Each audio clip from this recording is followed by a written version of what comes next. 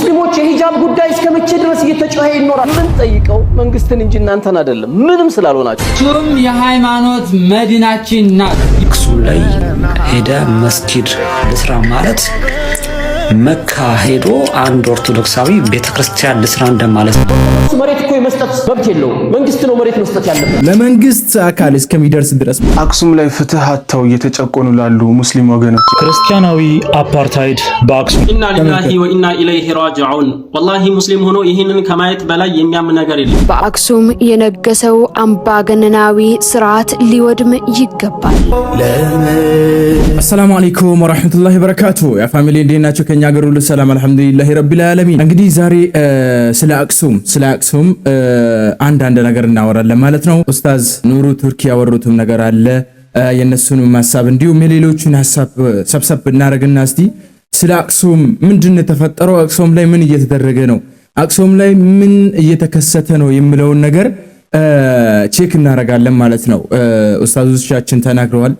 ለምን ግን አክሱም ላይ መንግስት ለምንድነው መልስ ያልሰጠው? ስለ አክሱም ለምንድነው የማይነገረው ነው? መልስ ለምንድነው የማይሰጠው? እስቲ እኔ የሚገርመኝ ሁሌ ይሄ ነው። አክሱም እንላለን። አክሱምና ፈለስጤን እኮ አንድ ሆኑ። እንግዲህ ይሄንን አያይዞ ኡስታዝ ኑሩ ቱርኪ ያወሩት ነገር አለ።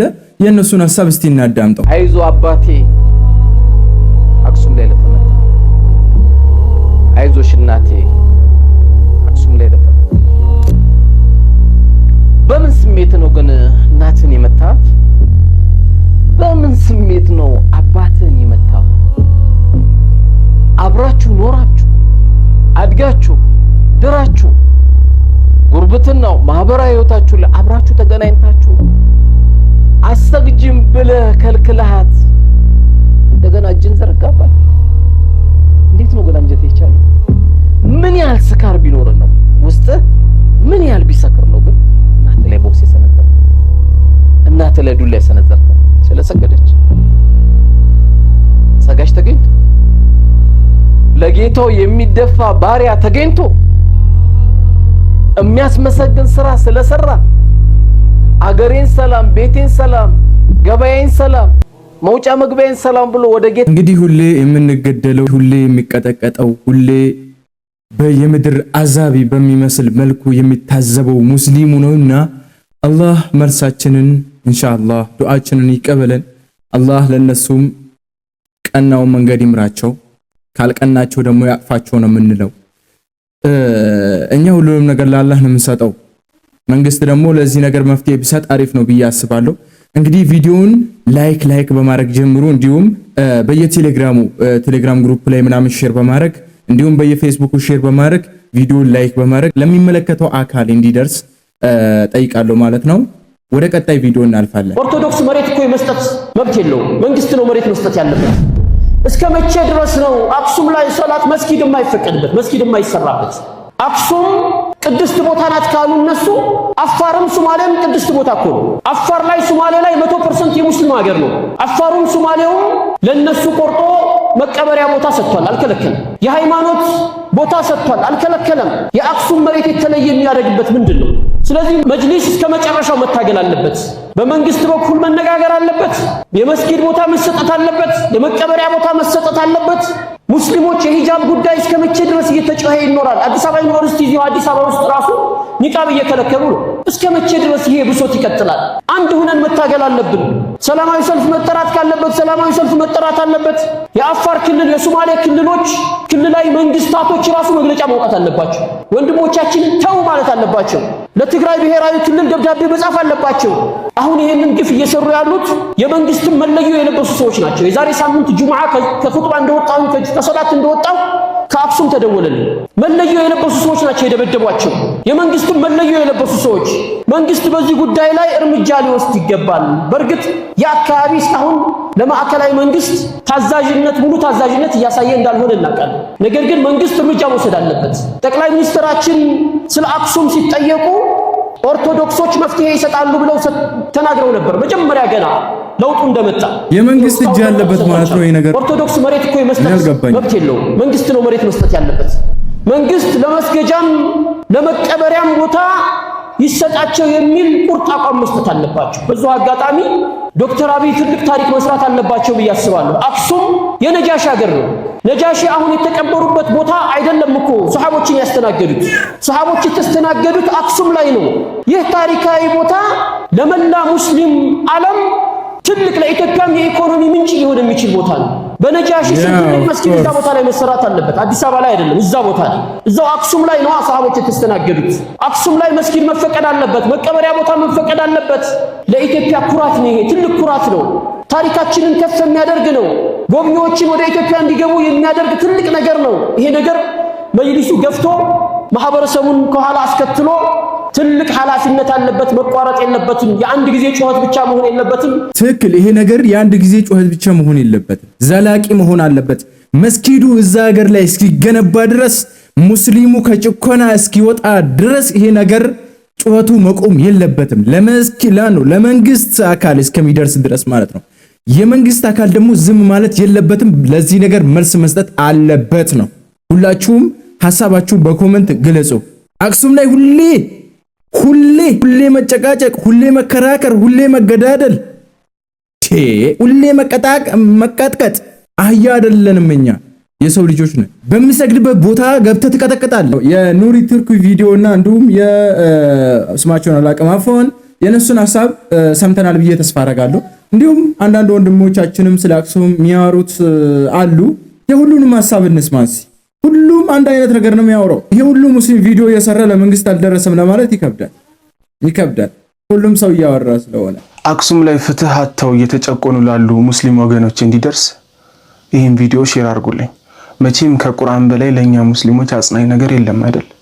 አላህ በቁርአን ላይ እንደዚህ አለ፣ ወላ ተሕሰበነ አላህ ጋፊለን ዐማ ያዕመሉ ዛሊሙን ኢነማ ዩአኺሩሁም ሊየውሚን ተሽኸሱ ፊሂል አብሳር።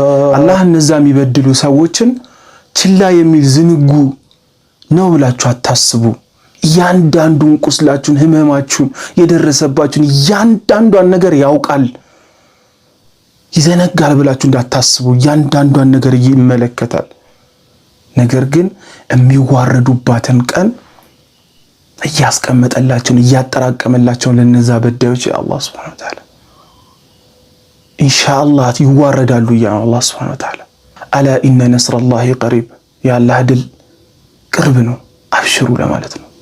አብሽሩ አላህ ከጎናችን ነው። ወሰላሙ አለይኩም ወአለይኩም ሰላም ወራህመቱላሂ ወበረካቱ። ይሄ ልጅ ታውቃላችሁ፣ ይሄ ልጅ ከዚህ በፊት የሚሰራው ቪዲዮ በጣም ትንሽ ይደብር ነበር፣ ከእስልምና ወጣ ያለ ነበረ።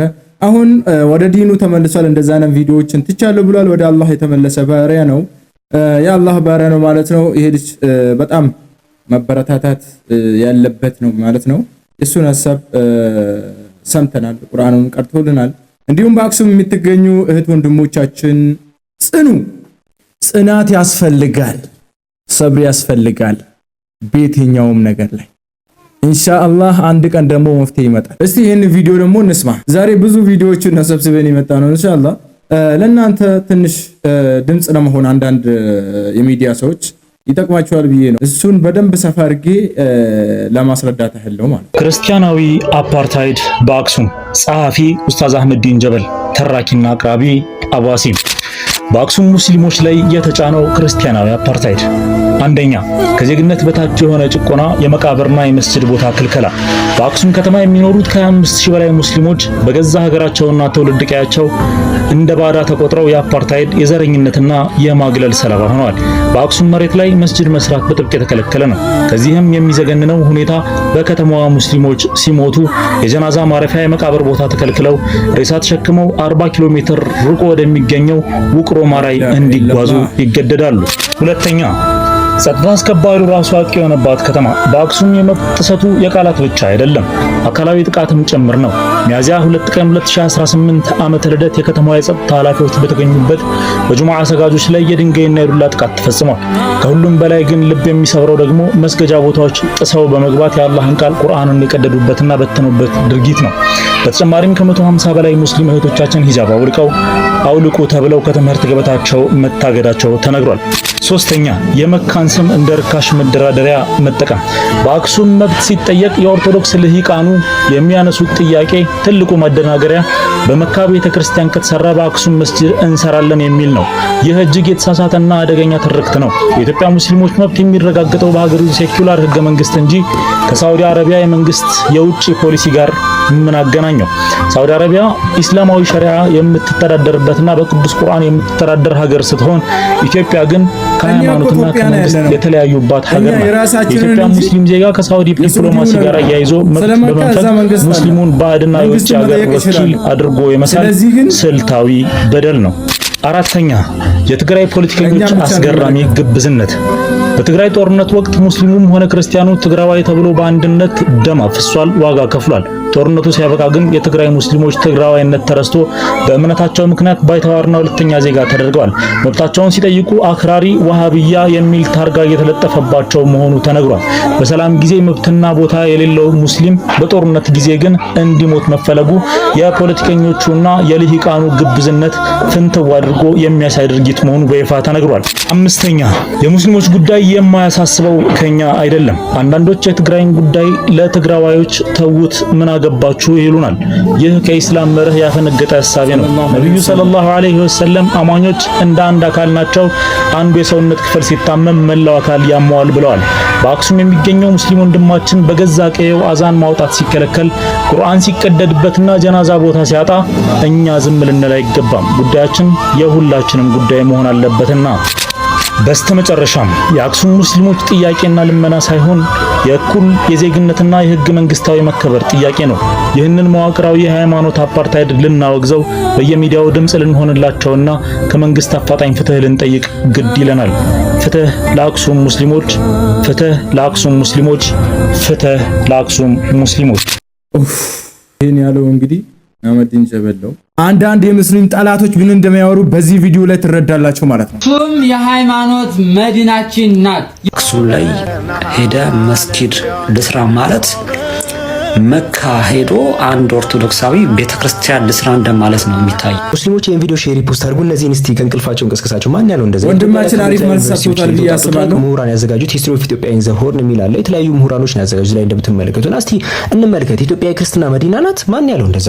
አክሱም ኪንግደም ባይዘው ኢየሱስ ሳይወለድ በፊት የነበረ ነው። ኢትዮጵያ ኢየሱስ ሳይወለድ በፊት የነበረችው ክርስትናን ተቀብላ ነው። 35 ላይ እዚህ ጋር ተመልከቱ። ክርስቲያኒቲ ቢኬም ዘ ስቴት ሪሊጅን 334 ኤዲ ላይ ነው። ንጉስ ኢዛና በሚያመልካቸውን አማልክቶች ትቶ ተቀብሎ ነው ክርስትና። ኢዛናስ ቢሆን እንዴት ሊቀበል ይችላል እና የሚለውን ስታውቁ በጣም ይገርማቸዋል። ሌላ መርከብ ነበረ። ከዛ ኢትዮጵያውያን ያዙት ያን መርከብ። ከዛ በኋላ ተገደሉ። እዛ መርከብ ላይ ያሉት ምናምን ነገር ሁለት ልጆች ነበሩ። አንዱ ያው ፍሬመንቲያስ ነው እንግዲህ አባ ሰላማ በኋላ የሚባለውና ያው ጎበዝ ስለነበሩ ምናምን ነገር ለንጉሱ ፊት አቀርቧቸው ምናምን ያገለግሉ ነበር። ከዛ አባትየው ሞተ፣ ንጉሱ ሞተ። እንግዲህ ያው ኢዛና አባት ማለት ነው። ኢዛና እናት እንግዲህ ልጇ ገና ልጅ ነው ምናምን ሲያግዙት አስተምሩት አይነት ነገር አለቻቸው። እንግዲህ ፍሬመንቲያስ እንግዲህ አባ ሰላማ ሲሰብከው እንግዲህ ያው ክርስትናን በዛ መልኩ ነው የተቀበለው፣ በልጅነቱ የተሰበከው ማለት ክርስትና ይሄን አጋጣሚ ተጠቅሞ ነው ኢትዮጵያ ላይ የተስፋፋው። እንኳን የክርስትና ማዕከል ሊሆን ቀርቶ ማለት ነው። እንኳን እኛ ኢትዮጵያ ላለነው ቀርቶ አክሱም የክርስትና ማዕከል ነው አክሱም እንደዚህ ነው ብትል ከኢትዮጵያ ውጭ ያሉት ራሱ ይስቁባል። ያውቃሉ እነሱ ታሪክ ላሰማ ከፈለክ deep discussions about Christianity and the king of Aksum accepted Christianity and Frumentius became the first bishop. Absolutely. So anybody who says that Christianity originated in Ethiopia or Africa for that matter has to be one of two things: ignorant or a liar. ያነባሉ ባይዘው ይሄ እንደኔ ያለችው ignorant or liar ወይ ምን ማያቅም ወይ ደግሞ ውሸታም ነው ብሎ ነው የሚያስቀምጥ። ዘባካችሁ አታዋርዱን ባለም አቀፍ ደረጃው ለማለት ኢትዮጵያ ክርስትናን ተቀበለች እንጂ ኢየሱስ ሳይወለድ በፊት ነው አክሱም የነበረው። እስልምናን በተመሳሳይ ንጉስ አርማ ነው ባይዘው ጥገኝነት ሰጥቷቸው እዚህ ጋር እንደምትመለከቱት ፔጅ 36 ላይ አርማ gave them an asylum ነው ጥገኝነት ሰጥቷቸው ለሰሃቦች በመጡ ሰዓት ላይ። ከዛ በኋላ ነው subsequently Islam spread to the horn of Africa largely through peaceful way including trade ነው በንግድ በመናምን ነው እንግዲህ ሲስፋፋ ምን ሲል የነበረው ክርስትና ሙስሊምናም ወደ ኢትዮጵያ ገብተው ነው። ኢትዮጵያ የሁሉም ሀገር ናት። ልዩነቱ ምንድነው? ክርስትና ንጉሱ በሞተበት ሰዓት ላይ የንጉሱ ልጅ አቅሙ ስላልደረሰ ያንን አጋጣሚ ተጠቅሞ የተስፋፋ ሃይማኖት ሲሆን እስልምና ደግሞ በትክክለኛው መንገድ ነው የገባው።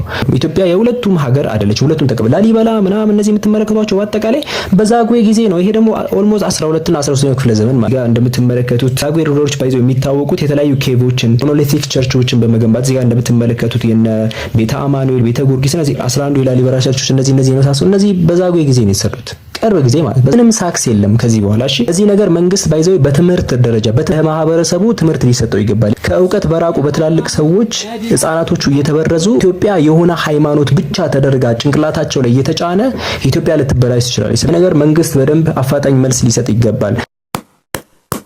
አሪፍና በቂ መልስ ተሰጥቷቸዋል ማለት ነው። ከዚህ በላይ መልስ አስፈልግ። እናመሰግናለን ወንድማችን፣ አሪፍ መልስ ተሰጣቸው። በቃ እንደዚህ አይነት ጀግኖች ያስፈልጉናል ማለት ነው። አሁን የሚያሳያችሁ ደግሞ ቁርአንን ቀዳዶ በየሰማዩ ሲበታትኑ ወይም ደግሞ በየሰፈሩ ሲበታትኑ የተቀረጸ ቪዲዮ ነው ማለት ነው። ኢና ሊላሂ ወኢና ኢለይሂ ራጂዑን። ወላሂ ሙስሊም ሆኖ ይህንን ከማየት በላይ የሚያም ነገር የለም። እዚህ ጋር እየሰበሰቡት የምታዩት ተቀዳዶ የወደቀ ደብተር ወይንም ተራ መጽሐፍ አይደለም። እኛ እንኳን ሙስሊሞች በጧሃራ በውዱእ እንጂ እንድንነካው ያልተፈቀደልን ቅዱስ ቁርአን ተአምር የተሞላው ቁርአን ነው። እዚህ ጋር እንግዲህ ትላንት በአክሱም ላይ ያደረጉትን አድርገው ከጠገቡ በኋላ እንደምታዩት እንግዲህ እንደዚህ ብትንትና አድርገው ስለውት ይሄዱት ማለት ነው። እኔ ምን አይነት ዝቅጠት ነው እስኪ ንገሩኝ። ወላሂ በዚህ ልክ እንዴት አንድ ሰው የራሱን እምነት አከብራለሁ የሚል ከሆነ እንዴት ነው በዚህ ልክ የሰዎችን እምነት ላይ ያከብር የሚችለው? እኛ ሙስሊሞች ሄደን ዘለን ስድብ እንኳን እንዳንሳደብ ነው የተነገረ። ምክንያቱም የራሳችን እምነት ስለምናከብር እምነታችን እንዲከበርልን ስለምንፈልግ የሌሎችን እምነት ዘለን ሄደን አንሰድብም አናወርድም።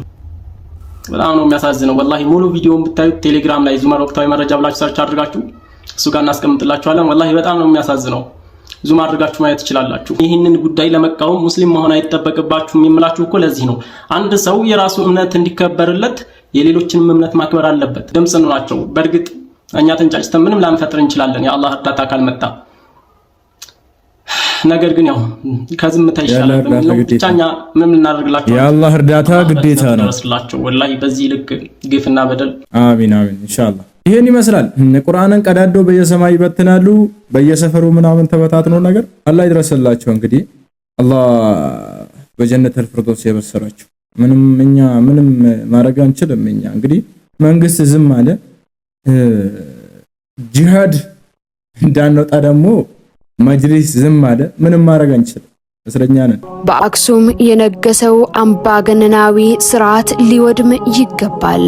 የፍትህ ማዕከል የነበረችዋ የነጃሽ ሀገር አክሱም ዛሬ አምባገነናዊ ስርዓት ነግሶባት በሙስሊሙ ኡማ ላይ ፍትህ በሯን ዘግታበታለች።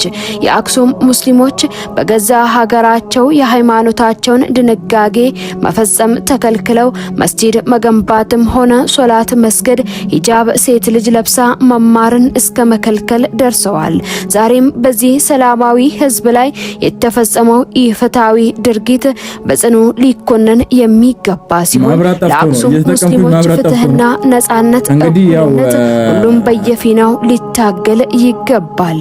ምን ያለ ልብ ነው መስሎ የኖረ ካራጁ ለዋለው እመት የቸረ እቶን ሸሽጎ ጥርሱን አሳይቶ በቁም የሚያቃጥል ጀንበር ሸኝቶ ለምን ኧረ ለምን ከቶ ለምን። እንግዲህ አላህ ለሁላችንም ረሕመቱን እና እዝነቱን ያወርድልን ማለት ነው። የዛሬ ቪዲዮአችን ይሄን ይመስል ነበር። እንግዲህ በሌላ ቪዲዮ እስከምንገናኝ ድረስ ባይ ባይ ብለናል። እንግዲህ የአክሱምን ነገር ሁላችንም ዝም እንበል፣ ድምጽ እንስጥ፣ መፍትሄ እስከማገኘት ድረስ ማለት እፈልጋለሁ። ወሰላሙ አለይኩም ወራህመቱላሂ ወበረካቱ።